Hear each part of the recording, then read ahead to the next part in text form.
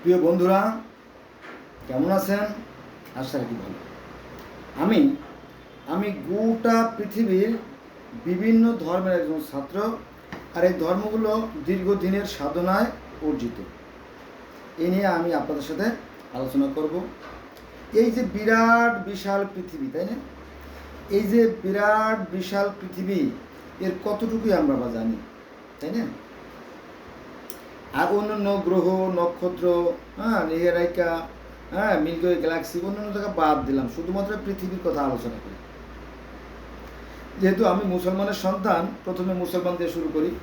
যে পৃথিবীর অসংখ্য অসংখ্য ধর্মে, ভালো করে খেয়াল রাখবেন, পৃথিবীর অসংখ্য অসংখ্য ধর্মে দুইজন মানবীকে প্রথম সৃষ্টি করা হয়, সে কথা বলা হয়েছে। তবে বিভিন্ন ভাষায়, বিভিন্ন অঞ্চলে বিভিন্ন নামে ডাকে এবং বিভিন্ন কাহিনী তাদের নামে বর্ণিত আছে। হ্যাঁ, এটাই শুরু করি। ইসলাম ধর্মে প্রথম মানবী হচ্ছে কি? আদম এবং হাওয়া, তাই না? প্রথমে আদমকে মাটি দিয়ে সৃষ্টি করা হয়, পরে আদমের পাঁজরের হাড় থেকে হাওয়াকে সৃষ্টি করা হয়, তাই না? আর সৃষ্টিকর্তা যিনি, all in all, Almighty creator, তিনি নির্দেশ দিলেন কাকে?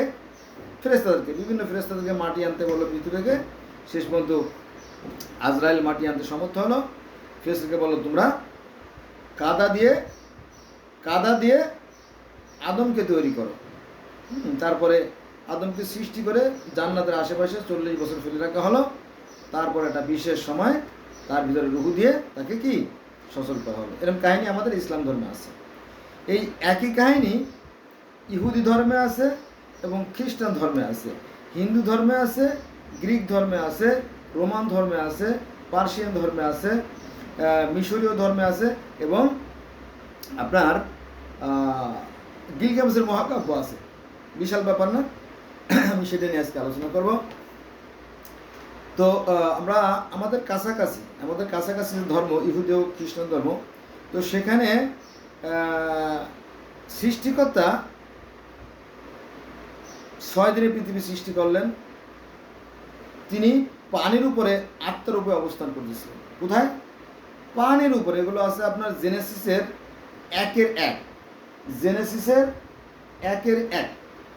মনে করেন যে এই যে আমার কাছে একটা বই আছে, দেখেন, বই আছে না?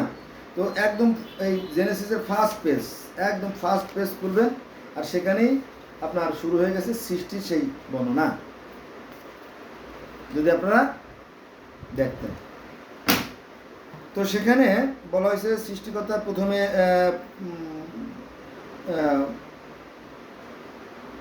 পানির উপরে ছিলেন। তিনি পানির উপর থেকে তিনি সৃষ্টিকার্য সূচনা করে, এবং সর্বশেষের দিনে তিনি কী করলেন? ধুলা শব্দটা উচ্চারিত আছে জেনেসিসে, মানে ওল্ড টেস্টামেন্টে আর কি, বাইবেলের যে পুরাতন নিয়ম, সেখানে যে তিনি ধুলা দিয়ে মানুষ সৃষ্টি করলেন। তিনি তার মতো করে, অর্থাৎ সেই সৃষ্টিকর্তার আকৃতি করে, তিনি তার মতো করে সৃষ্টি করলেন। এই আকৃতির কথাটা আমাদের কোরআনে নাই, তবে মুসলিম শরীফের মানে যে সিয়াসিতা সহি, যে 6 গ্রন্থ, এই সহি গ্রন্থের আপনার 6969 নম্বর যে হাদিসটা, সেখানে বলা আছে যে আল্লাহর সুরত আদমের মতো। এটা কোথায় আছে? মুসলিম শরীফের সহি হাদিসে আপনারা পেয়ে যাবেন। মিলে গেল? তার মানে ইসলাম ধর্ম যা বলতেছে, ইহুদ ধর্ম তাই বলতেছে, এবং খ্রিস্টান ধর্ম তাই বলতেছে। আর এই 3টে ধর্মকে একসাথে বলা হয় কি? Abrahamic religion. এই একই কথা সনাতন বা হিন্দু ধর্মেও বলতেছে। হ্যাঁ, সেটা আছে কি? যিনি পরমাত্মা, যিনি ঈশ্বর, যিনি নারায়ণ, যিনি গোবিন্দ, যিনি হরি, যিনি প্রজাপতি, যিনি ব্রাহ্মণস্পতি। হিন্দু ধর্মের মানুষেরা অনেক নামে আল্লাহকে ডাকে, আমরাও ডাকি, যেমন সালাম, মালেক, কুদ্দুস, আকবর, খলিল, জব্বার, তাই না? এরকম শত শত নামে আমরাও কিন্তু ডাকি, তবে সব প্রচলিত নাম না, আল্লাহ নাম না প্রচলিত। তো সেই একই কথা। তো সেই যে পরমাত্মা, তিনি কাকে বললেন? বিষ্ণুকে বললেন। যে বিষ্ণু বলে, জি বলেন, যে তুমি কর্দম দিয়ে ম্লেচ্ছর জাতি প্রবর্তনকারী সৃষ্টি করো। এটা আছে উপনিষদে। কি বুঝলেন?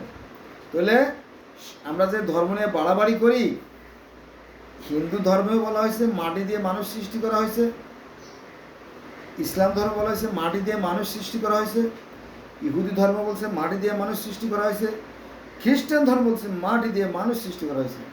এমনকি গোটা গোটা পৃথিবীর মধ্যে সর্বপ্রাচীনতম যে গিলগামেশের মহাকাব্য, এটা আপনার মৃত সাগরের পাড়ে সেই যে মাটি খুঁড়ে সেখানে আপনার সিলেট, পোড়া মাটির যে সিলেট, সেই পোড়া মাটির সিলেটে লেখা ছিল কয়েক হাজার কপি, হ্যাঁ, 36,000 বা 45,000, বিশাল আকৃতি একটা পোড়া মাটির যে ফলক সেখানে পাওয়া গেছে এই লিখিত গ্রন্থ। এটা যে কতকাল আগের, কত যুগের আগের সেটা সঠিক করে বলাটা বেশ কঠিন হবে আর কি। যদি একটা তারিখ দিয়ে দিয়েছে যারা ট্যালেন্টফুল তারা।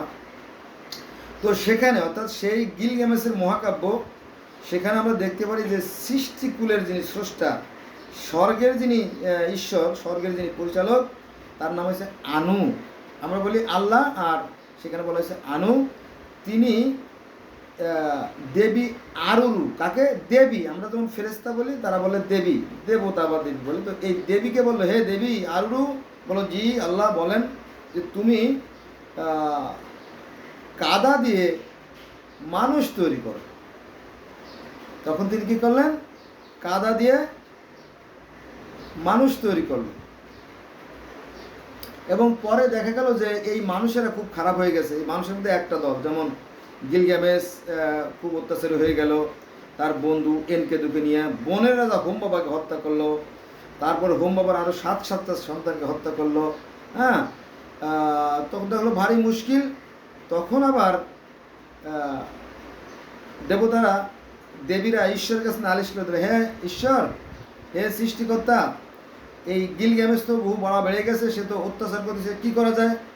তখন সেই সৃষ্টিকর্তা আনু আবার সেই আরুরুকে ডাকলো, হে আরুরু, তুমি কাদা দিয়ে একটা গরু তৈরি করো।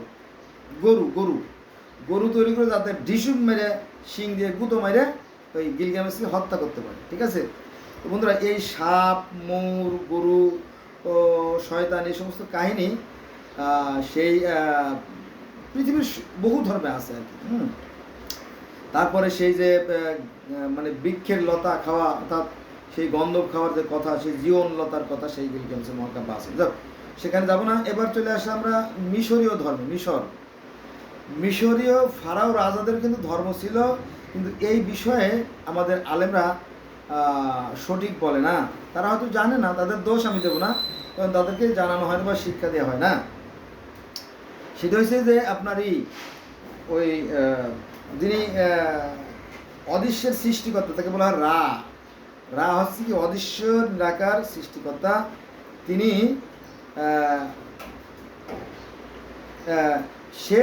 শেপশুটকে বললেন যে, হে শেপশুট, বলে জি হুজুর বলেন, বা সৃষ্টিকর্তা বলো। তখন বলো যে তুমি কুমারের কাদা দিয়ে, কুমারের কাদা মানে কি? কুমারেরা কিন্তু খুব সূক্ষ্ম, মিহি, মসৃণ এবং আঠালো কাদা দিয়ে তারা কিন্তু হাঁড়ি পাতিল তৈরি করে। এজন্য এই কথাটা এখানে অর্থ উচ্চারণ করা হয়েছে যে তুমি এই দিয়ে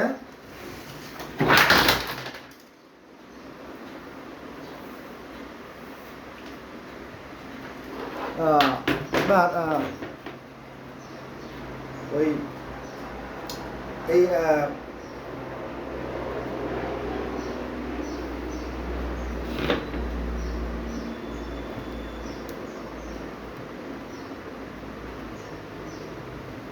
কুমারের যে হাঁড়ি পাতিল যে মাটি দিয়ে তৈরি করে, এরকম মসৃণ মিহি মাটি দিয়ে তুমি ওই মানুষ তৈরি করো। তখন তিনি প্রথম মানব এবং প্রথম মানব দেবনাথকে তৈরি করেন। বোঝা গেছে বিষয়টা? এবার যদি আমরা যাই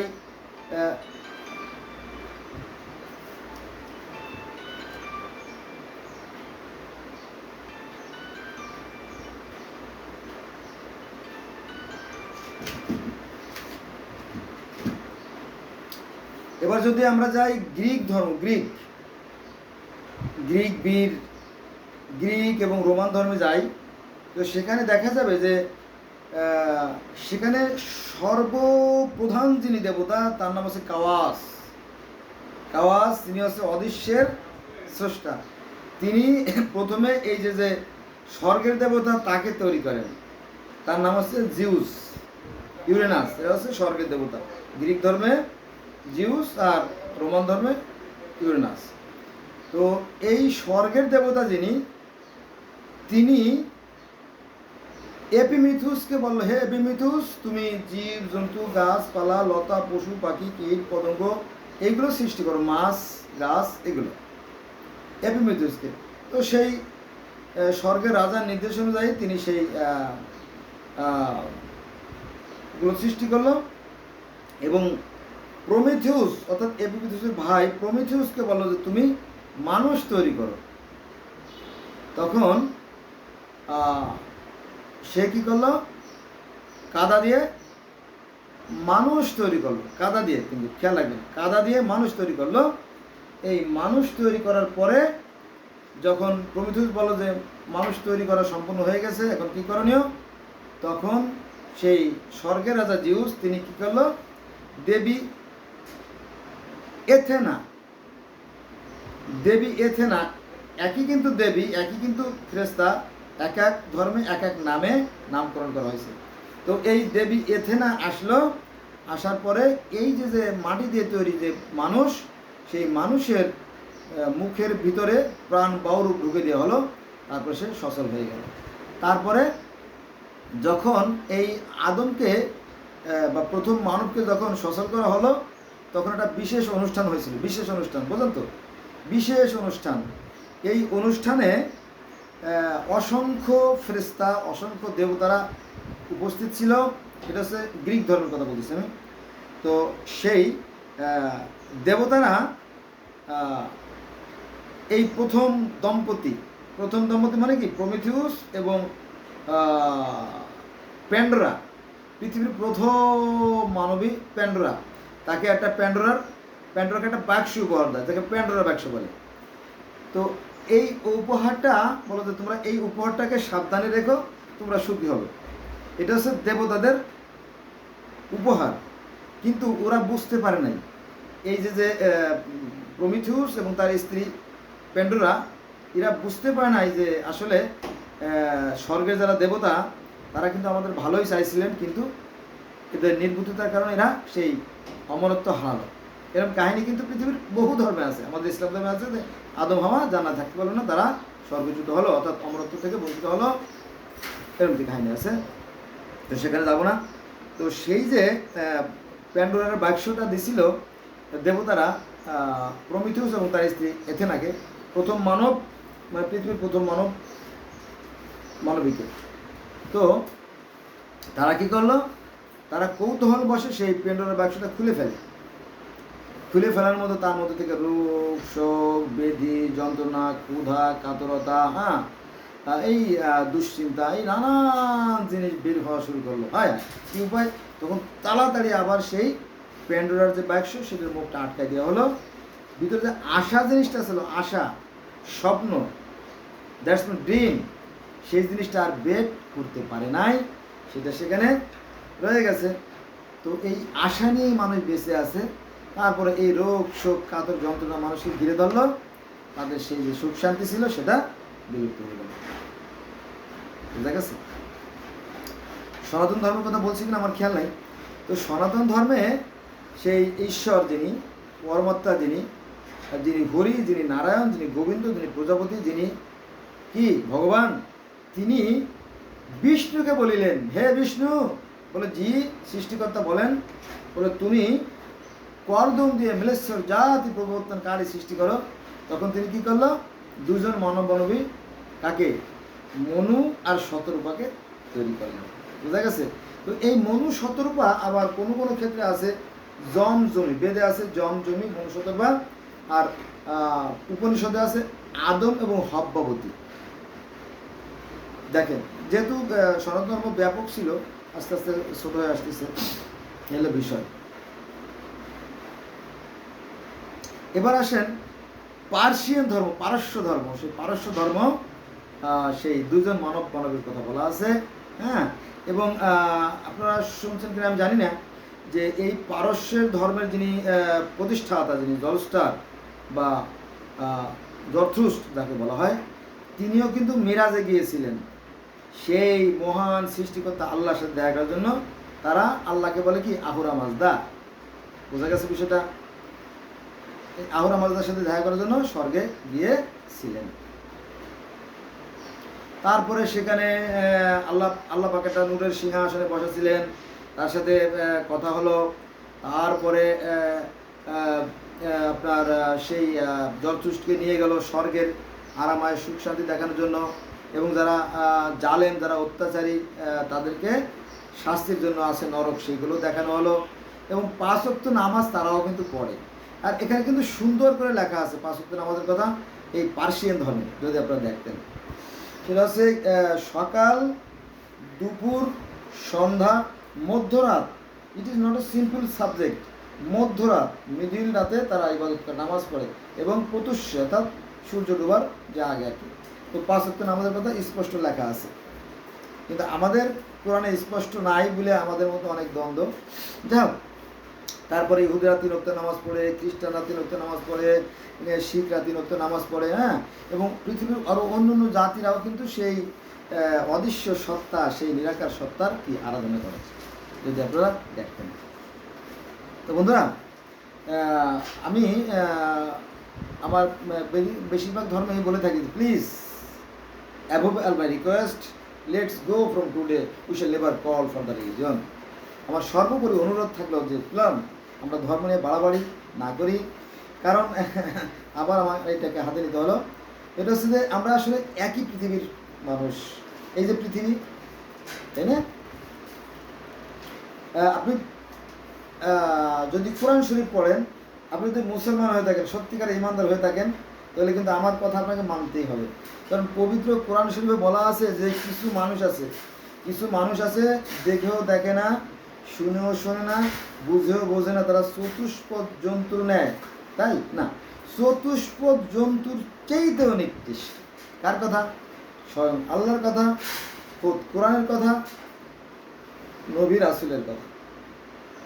এটা আপনি কিছুতেই পারত। কিন্তু আমরা কিছু নির্বোধ আছি, যারা দেখেও দেখি না, শুনেও শুনি না, বুঝেও বুঝি না। তাদেরকে কি বলবেন আপনি? চতুষ্পদ জন্তুর চাইতে নিকৃষ্ট। অর্থাৎ এটাই মূলত নরকের কীট। এই ধর্ম ব্যবসায়ীরা, পৃথিবীতে ধর্ম একটাই। সেটা কি জানেন? সেটা হচ্ছে যে এই যে পৃথিবীতে যত প্রাণী আছে, not only man but also other all kinds of animal আর কি টেক অক্সিজেন ফ্রম এয়ার। পৃথিবী শুধু মানুষই নয়, পৃথিবীতে যত অন্য 33 লক্ষ প্রজাতির প্রাণী আছে, গুই সাপ, জোড়া সাপ, কুত্তা, বিলাই, ইন্দুর, মশা, প্রজাপতি, ফড়িং, পাখি, বাঘ, সিংহ, আনাকোন্ডা, জিব্রা, জিরাফ থেকে শুরু করে নদীতে যে মাছ আছে, ওরা দেখবে যে উসুল দেয়, পানির উপরে ফুলে ওঠে, ওরাও কিন্তু অক্সিজেন নেয়। তার মানে কি পৃথিবীতে যত প্রাণী আছে এই অক্সিজেন গ্রহণ করে, ঠিক না? প্রত্যেকটা প্রাণী, হিন্দু, মুসলমান, ইহুদি, খ্রিস্টান, বৌদ্ধ, নাসারা, জেসুইট, পার্সিক, গ্রিক, রোমান, আফ্রিকান, চীন, কনফুসিয়াস, তাও, সিন্তো, বাহাই, অ্যাজটেক, মায়ান, ইনকা, ডগন, যত ধর্ম আছে পৃথিবীর সবাই কি করে? একই অক্সিজেন গ্রহণ করে, ঠিক না? 100% ঠিক। আচ্ছা, দেখেন পৃথিবীতে যত মানুষ আছে, অন্যান্য প্রাণীর কথা বাদ দিলাম, পৃথিবীতে যত মানুষ আছে তারা চোখ দিয়ে দেখে। Not only man but also others all kinds of animal take কি সে বাই দেয়ার আই। শুধু মানুষই না, পৃথিবীর অন্য প্রাণী যারা আছে তারা সবাই এই চোখ দিয়ে দেখে। পৃথিবীতে যত প্রাণী আছে তারা সবাই এই নাক দিয়ে নিঃশ্বাস নেয়। পৃথিবীতে যত প্রাণী আছে তারা মুখ দিয়ে কথা বলে। গরুতে বলে হাম্বা, বলে না?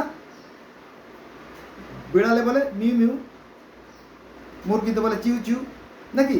মিউ মিউ বলে, চিউ চিউ বলে, ভ্যা ভ্যা বলে, হাম্বা বলে, ভ্যা ভ্যা বলে, তাই না?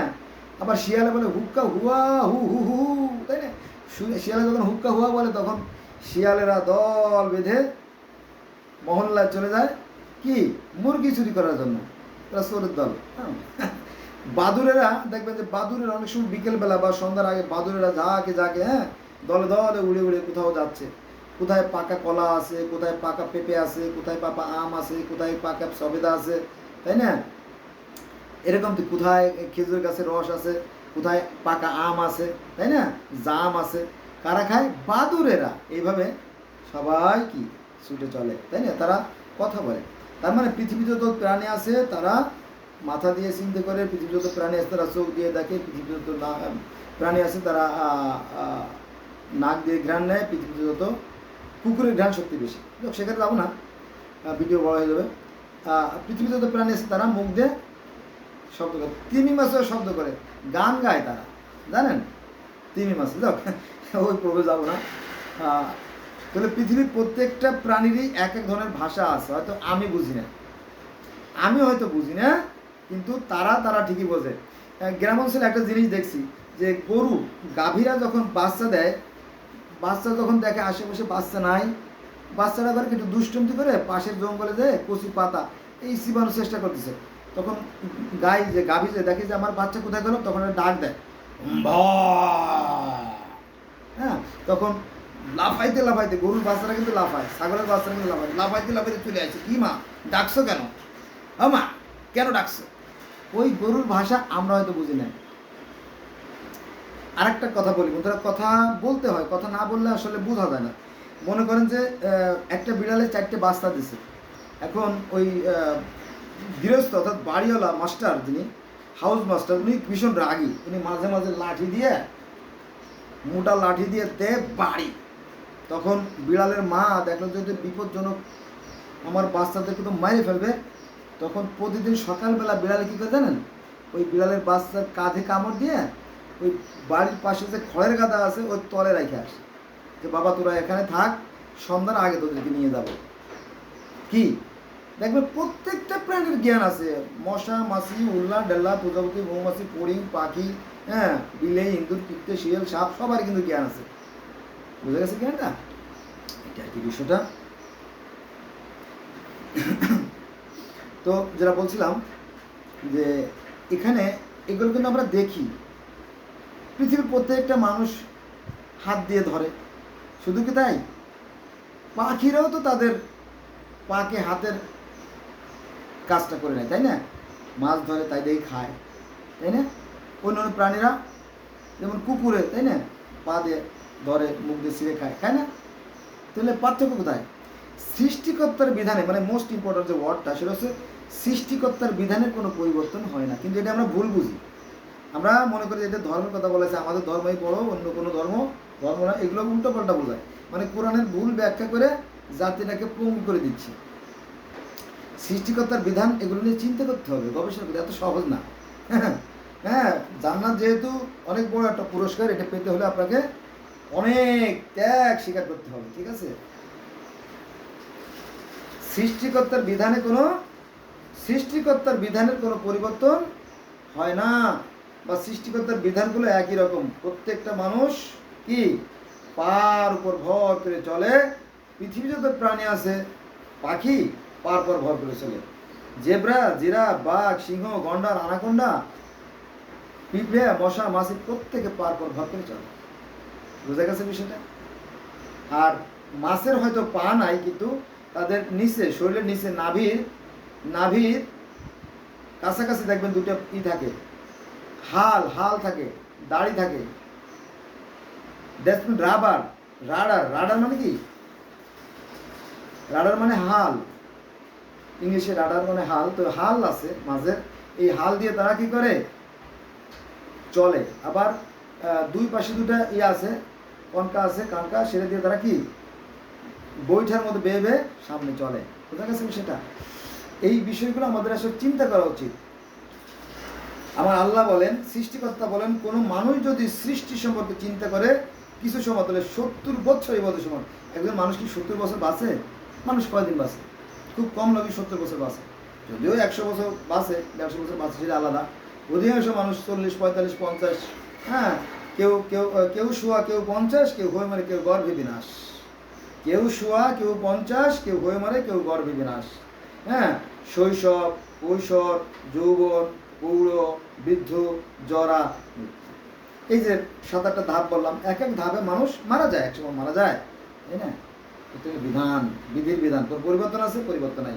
আর একটা বিষয় বলি, ভালো করে খেয়াল রাখেন, দেখবেন যে আমাদের একটাই সূর্য, একটাই চাঁদ, একটাই আকাশ, একটাই পৃথিবী। প্রত্যেকটা মানুষ সুখে হাসে, দুঃখে কাঁপে, শীতে কাঁপে, প্রত্যেকের আবেগ অনুভূতি এক, তাই না? তৃষ্ণার জ্বালা, ক্ষুধা সবার সমান।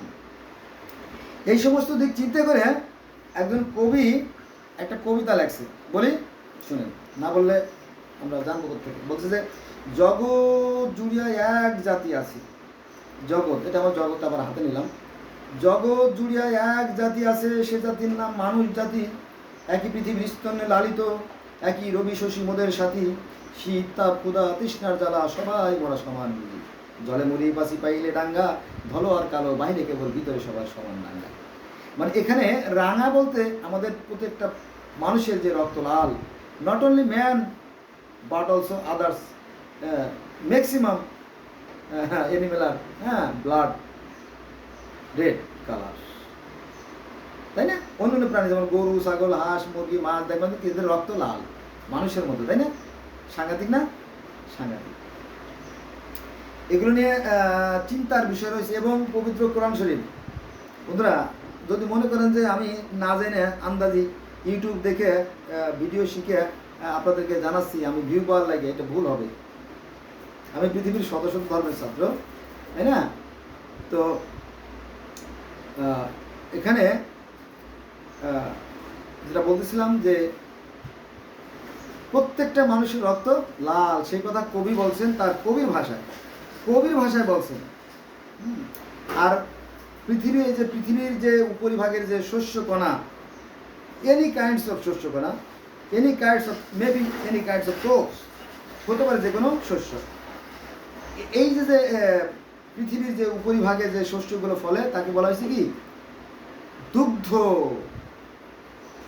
স্বরূপ।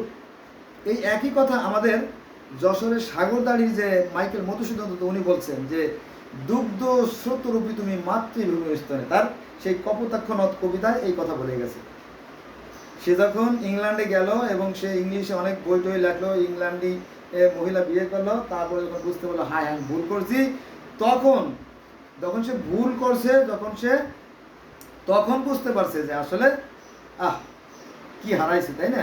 তো এই যে মাতৃভূমির যে মাতৃস্তন্য স্বরূপ, যেটা অমৃত তুল্য, সেটা বুঝা গেছে? তো যেটা বলতেছিলাম যে দেখেন যে আমরা প্রথমে ছিলাম, এটা কিন্তু জ্ঞানের কথা, শিক্ষণীয় বিষয়, আমরা প্রথমে ছিলাম পিতার মস্তিষ্কে, এটা আধ্যাত্মিক জগতের কথা যদিও, মানে আমাদের যে রুহু, আমাদের যে চিন্তা চেতনা ছিল, পরে পিতার আগ্রহ হলো, তখন আমরা সেই মস্তিষ্ক থেকে চলে গেলাম দ্বিতীয় জগতে, মায়ের জরাউতে। এটা দ্বিতীয় জগৎ না, দ্বিতীয় জগৎ বললে ভুল হবে। দ্বিতীয় জগৎ ছিল মার ডিম্বাশয়, যেখানে 5 লক্ষ ডিম্ব থাকে। সেই 5 লক্ষ ডিম্ব থেকে কয়জন মানুষ পৃথিবীতে আসতে পারে?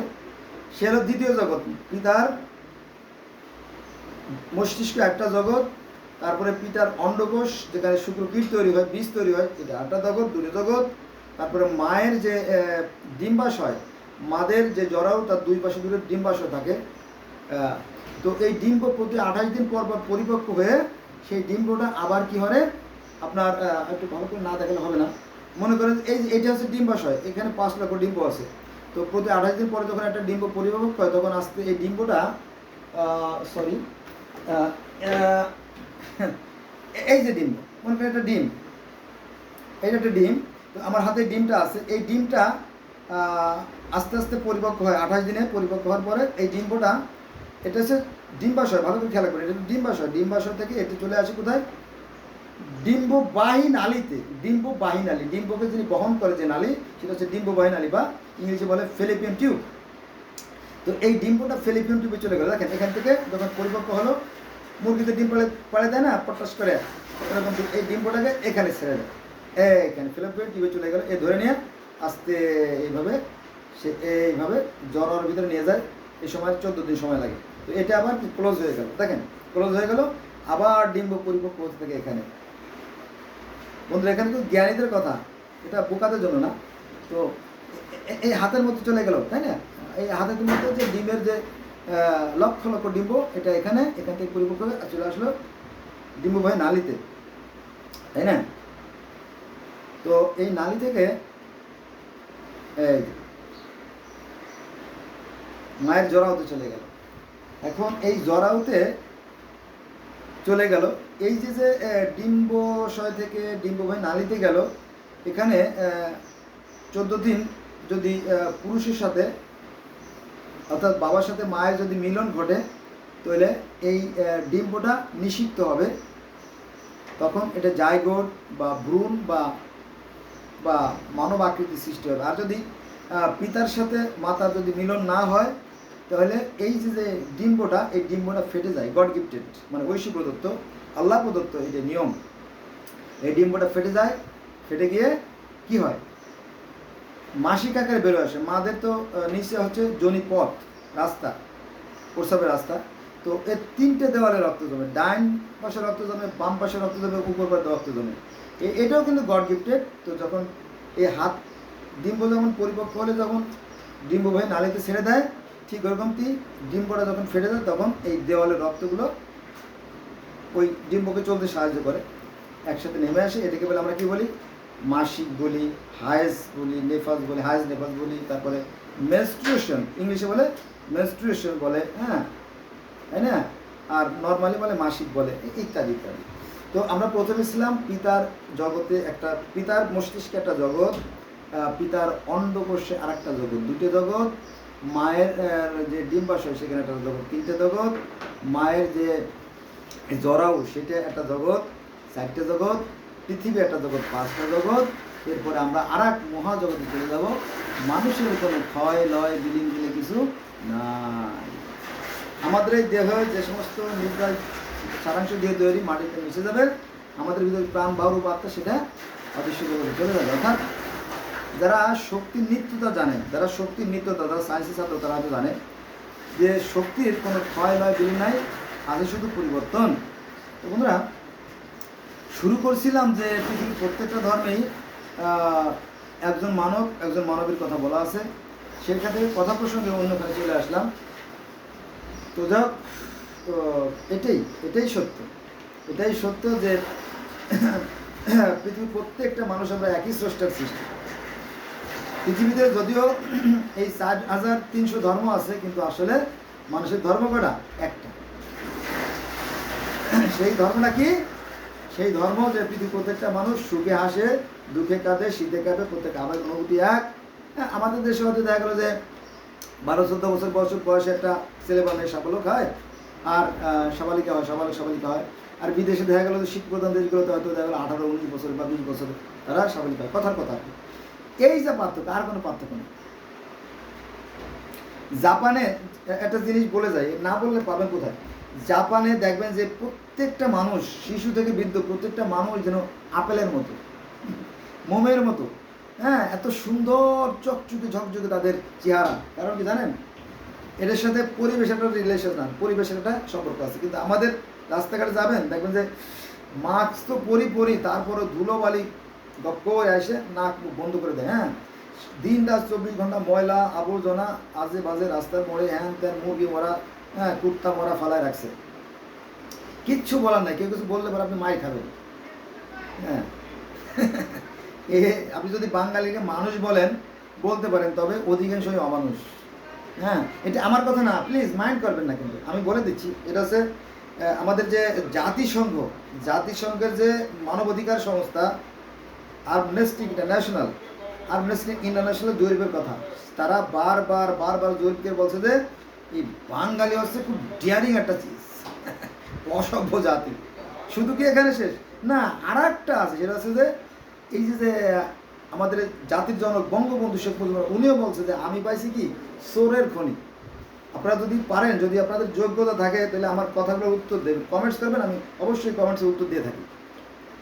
বঙ্গবন্ধু বলছিল মানসি পাই সোনার খনি, লোহার খনি, তামার খনি, ব্রোঞ্জের খনি, হীরার খনি, আর আমি পাইছি চোরের খনি। কথাটা অমূলক নয়। তার মেয়ে, দেখেন অনেকগুলো উদাহরণ দিয়ে গেলাম, কিন্তু মানে প্রমাণ। তার মেয়ে শেখ হাসিনা তখন 5 তারিখে পালাই চলে যায়, তার আগেই কিন্তু বলে গেছিল যে আমার যে পিয়ন, সেও 400 কোটি টাকার মালিক, সে হেলিকপ্টার ছাড়া চলে না। মানে কত বড়, মানে মানে এ গ্রেট থিপ, মানে একটা মানে দা গ্রেট থিপ বলতে পারে, দা ব্যবহার করতে পারে। কারণ কি, দা হচ্ছে নির্দিষ্ট একটা আর্টিকেল, থিপ মানে চোর, মানে সে হচ্ছে মহান চোর, বিশাল চোর। এই চোরের জাতি হচ্ছে আমরা এই বাঙালি। আপনি স্বীকার করলে ভালো, না করলে কিছু আসে যায় না, কথা কিন্তু সত্য। বুঝা গেছে? আচ্ছা, এখানে বলেন যে যদি এই পিয়নের যদি 400 কোটি টাকা থাকে, তাহলে ড্রাইভারের কত? তেসাইরে 12,000 কোটি টাকা, তাই না? এখানে বাদ দিলাম, আপনারা জানেন তো আমাদের প্রত্যেকটা এমপি, মন্ত্রী, সচিব, ডিসি, এসপি, ইউনো, টিওনো, হ্যাঁ, তারপরে আপনার এই যে আপনার ওয়াসার এমডি তাসকিন সাহেব, তারপরে আমাদের ডিবির প্রধান হারুন সাহেব, তারপরে আবার হামদাদের যে এমডি ইউসুফ হারুন সাহেব, হ্যাঁ এরকম। তারপরে আপনার স্বরাষ্ট্রমন্ত্রী আসাদুজ্জামান কামাল সাহেব, হাজার হাজার হাজার হাজার কোটি টাকার মালিক। ভুল বলছি? না, ভুল বলি নাই তো, এটা প্রমাণিত সত্য। শুধু এখানে শেষ না, আরও কত চান? হাজার হাজার উদাহরণ দিতে পারবো। মনে করেন যে আমাদের বাংলাদেশের একটা পিয়ন, একটা সুইপার, একটা ক্লিনার, একটা কেয়ারটেকার, একটা ঝাড়ুদার, একটা দারোয়ান, দেখবেন তারাও কি সরকারি প্রতিষ্ঠানের কথা বলছি, তারাও কিন্তু কোটি কোটি টাকার মালিক হয়। কারণ কি, এই সরকারি প্রতিষ্ঠানগুলোর অধিকাংশই শয়তানের আঁকড়া। আমি এটা স্ট্রংলি বলে থাকি, কারণ এর প্রমাণ আমার কাছে আছে, ডকুমেন্টস আছে আমার কাছে, যদি আপনারা দেখতে চান। অতএব ভালো হওয়ার চেষ্টা করেন, সত্যকে সত্য আর মিথ্যাকে মিথ্যে বলার নামই ধর্ম। যদিও ধর্ম হচ্ছে দ্বিধাতুর সাথে মন প্রত্যয় নিয়ে ধর্ম। ধর্ম মানে ধারণ করা। মনে করেন যে আমার কাছে দুটো পাত্র আছে, ইমপ্যাথি মানে শূন্য, ইমপ্যাথি মানে ইমপ্যাথি পট বা ইমপ্যাথি গ্লাস, খালি গ্লাস, এই গ্লাসে পানি আছে, আছে না? পাত্রে যা ধারণ করে সেটা হচ্ছে ধর্ম। দ্বিধাতুর সাথে মন প্রত্যয় ধারণ করে ধর্ম, এটা ধারণ, এটা কি? এটা পানি। কিন্তু এই যে বোতলে দেখেন আমার বাচ্চারা খাইছে ছেলেরা, এটা কিন্তু পানি না, দেখতে পানির মতো, দেখতে পানির মতো কিন্তু পানি না। আর একটু বলি বন্ধুরা, হাতের কাছে যা পাচ্ছি আর কি টেবিলে, তাই দিয়ে আর কি আপনাদের সাথে কথা বলতেছি, মাইন্ড করেন না। এটা কিন্তু কোক, 7 আপ বা ফান্টা, স্প্রাইট যাই বলেন, আর এটা কিন্তু পানি। এটা দুটোর কিন্তু স্বাদ এক না, কিন্তু একই রকম। তো এই যে আমরা মানুষগুলো দেখি, এই মানুষগুলো কিন্তু সব মানুষ না, এর মধ্যে বেশিরভাগই অমানুষ। এই কথা বলে আমি শেষ করে দেব। সেটা হচ্ছে যে আমাদের নবী, যেহেতু আমি মুসলমানের সন্তান, আমাদের নবী মুহাম্মদ সাল্লাল্লাহু আলাইহি ওয়াসাল্লাম বলছেন যে আমার উম্মত, নট আদার উম্মত, আমার উম্মত হবে 73 কাতার, তার মধ্যে 1 কাতার থাকবে হকের পথে, তারা শুধু জান্নাতে যাবে, আর অন্যান্য নবীদের হবে 72 কাতার। একটা বাক্য দিয়ে শেষ করে দিয়েছে। তার মানে কি, আপনি যদি 100-রে 73 দিয়ে ভাগ দেন, তাহলে আমি দেখছি ক্যালকুলেটারে, তাতে আপনার পড়ে আর কি 1.33 আর কি, মানে 100 আর কি, একজনের একটু বেশি হয়। শতকরা একজন মানুষ জান্নাতে যাবে। তাও কি বাঙালি কয় পার্সেন্ট যাবে আমি বলতে পারবো না, বোঝা গেছে সেটা। এবার আমি যেহেতু বিভিন্ন ধরনের ছাত্র, আপনারা বুঝতে পারছেন, আমরা যদি ইসে যাই, ভগবত গীতায় যাই, তো সেখানে একটা কথা আছে যে 1000-এ 1 জন আমারে খোঁজে, 1000-এ 1 জন আমারে খোঁজে, আর যারা আমারে খোঁজে তার মধ্যে থেকে 1000-এ 1 জন আমার। এটার ভগবত গীতার যে 18টা পর্ব, তার 13তম পর্বে এই কথা বলা আছে। বোঝা গেছে বিষয়টা? যদি আপনারা দেখতেন তো ঘটনা কিন্তু মিথ্যে না। আমরা যে মায়ের যে ডিম্বাশয়ে যে 5 লক্ষ ডিম্ব থাকে, সেখান থেকে 5 লক্ষ বাচ্চা কি মা দেয়? 5,550টা 25টা দেয়। আগেকার মারা 10টা 12টা 15 16টা বাচ্চা দিতে, আজকাল একটার বেশি নেয় না। দুটো নিতে চাইলে বলে যে আমি নিতে পারি বাচ্চা, আমার কিন্তু ধানমন্ডির ওই ফ্ল্যাট লেগে দিতে হবে আমার নামে। তখন কি বেচারা, ঠিক আছে তোমার আমি গাড়িও কিনে দেবো, ফ্ল্যাট হলে তোমার নামে লিখে দেবো, বাচ্চা আরেকটা না, কারণ আমার দুটো বাচ্চা দরকার। একটা বাচ্চা আছে যদি মারা যায় সর্বনাশ না? আবার অনেকে একটা বাচ্চাই আছে। ওই যে আমাদের এটা ভাই ওয়াহিদুজ্জামান ভাই নিজে কিন্তু মস্ত বড় ঢাকা ইউনিভার্সিটির মাস্টার্স করা মস্ত বড় কন্ট্রাক্টর প্লাস অফিসার, আর ওনার ওয়াইফও কিন্তু আপনার টিচার, কলেজের টিচার। তাও লাখ লাখ টাকা ইনকাম, কিন্তু মেয়ে মাত্র একটা। আমি ডিটেলস বলতেছি না, আমাদের এলাকার লোক, আমরা একসাথে কাজ করছি। তো বন্ধুরা অনেক কথা বললাম। টু আর ইজ ম্যান, মানে ভুল করা মানুষের স্বভাব। সো কথা প্রসঙ্গে ভুল হতে পারে, ভুল যদি হয় তাহলে ক্ষমা সুন্দর দৃষ্টি থাকবেন। আর আমি যেটা বলি যে please again say to you, let's go from today we shall never call for the religion. চলুন আমরা ধর্ম নিয়ে বাড়াবাড়ি করবো না। আমরা আমাদের একটাই চাঁদ, একটাই আকাশ, একটাই পৃথিবী। হ্যাঁ, পৃথিবীর প্রত্যেকটা মানুষ সুখে আসে, দুঃখে আসে, শীতে কাঁপে, আবেগ অনুভূতি এক। আমরা একই মানুষ, আমরা মানুষ হই, প্রকৃত মানুষ হওয়ার চেষ্টা করি। এই ধর্ম হচ্ছে একটা ধোঁকাবাজি। তবে সব ধর্ম না, ধর্ম তো একটা আছে যেটা ঈশ্বর প্রদত্ত ধর্ম, সেই ধর্মের কোনো পরিবর্তন হয় না, এটা কোরআনেরও কথা। কিন্তু বাকি যেটা, বন্ধুরা আমি ভিডিওটা অফ করে দিয়েছিলাম, কিন্তু কথা বলছি, আপনারা আবার মাইন্ড করবেন যে আমি যে ধর্মের বিরুদ্ধে চলে গেছি। না, আমি ধর্মের বিরুদ্ধে যাই নাই, কারণ সৃষ্টিকর্তার যে বিধান, এই বিধান কেউ পরিবর্তন করতে পারে না। মনে করেন যে এই আমাদের ইসলাম ধর্মের কথা বলি, প্রত্যেকটা ধর্মেই অনেক ভাগ আছে। তো আমাদের ইসলামের মধ্যে মনে করেন যে শিয়া, সুন্নি, মুতাজিলা, খারেজি, রাফি, দুরু, শান্ত, এইচডি, বাহাই, হিজবুত তাওহীদ, আহমদ মুসলিম জামাত, কাদিয়ানী, শরীয়ত, মারফত, তরিকত, হাকিকত, শাফি, মালিকি, হাম্বলি, হানাফি, তারপরে দেওবন্দি, তারপরে আপনার আহলে হাদিস, আহলে কোরআন, হ্যাঁ, তারপরে মাজারপন্থী ইত্যাদি ইত্যাদি, মোটামুটি অসংখ্য অসংখ্য ধর্ম। এটা কিন্তু ইসলাম ধর্ম। একটা ইসলাম ধর্ম ভেঙে শতধা বিভক্ত হয়ে গেছে। আমাদের এই ক্ষুদ্র বাংলাদেশে, যে বাংলাদেশকে অনেকে চেনে না, যে বাংলাদেশকে ভারতের অনেকে বলে যে বস্তি, কলোনি, হ্যাঁ, সেই বাংলাদেশেও 70টারও অধিক ইসলামিক রাজনৈতিক দল আছে, বুঝছেন? এগুলো ধোঁকাবাজি। এসব ধোঁকাবাজি বাদ দিয়ে আসুন আমরা সেই মহান সৃষ্টিকর্তার আরাধনা করি। তিনি আমাদের কলবের ভিতরে আছেন, এটা কিন্তু কোরআনের কথা, কাটতে পারবেন না। তিনি প্রত্যেকটা মানুষের ভিতরে আছেন, আত্মারূপে। হ্যাঁ, তো আমরা আসলে মরব না, আমাদের কর্মফল বিলুপ্ত হবে না। আমরা যে কর্ম করবো সেটা কিন্তু রয়ে যাবে অদৃশ্য মেমোরিতে। এই জন্য চলেন আমরা সত্যকে সত্য বলি, মিথ্যকে মিথ্যে বলি, আর এটাই ধর্ম। সত্যকে সত্য বলার নামই ধর্ম, আর মিথ্যকে মিথ্যে বলার নামই ধর্ম। অনেকে পেঁচাই ফেলায়, হ্যাঁ, এটা কিন্তু ধর্ম না। আপনি তওবা করে জান্নাতে চলে যাবেন, এটা ধোঁকাবাজি, এটা তো কোরআনে নাই। তাহলে কি আছে? কোরআনে আছে যে যদি কেউ ভুল করে তাহলে তার জন্য আছে ক্ষমা, নইলে না। বারবার ভুল করলে তাদের জন্য ক্ষমা নাই, এটা কোরআনের কথা। কিন্তু আমরা দেখা যায় সরকার 28 বছর কোরআন জানিই না।